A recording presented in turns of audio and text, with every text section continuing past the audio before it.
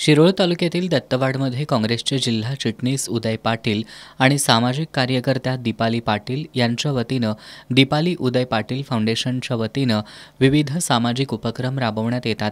या फाउंडेशनच्या वतीनं महिलांसाठी होम मिनिस्टर खेळ पैठणीचा कार्यक्रमाचं आयोजन करण्यात आलं होतं। दत्त उद्योग समूहाचे प्रमुख गणपतराव पाटील आणि चिकोडीचे आमदार गणेश हुक्किरे यांच्या पत्नी स्वप्नाली हुक्किरे यांच्या हस्ते या कार्यक्रमाचं उद्घाटन करण्यात आलं।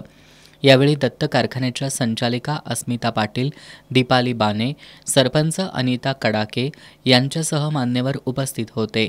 होम मिनिस्टर कार्यक्रमाला महिलांचा उत्स्फूर्त प्रतिसाद मिळाला। यामधील विजेत्या महिलांना मान्यवरांच्या हस्ते मानाची पैठणी आणि भेटवस्तू देऊन त्यांचा सन्मान करण्यात आला।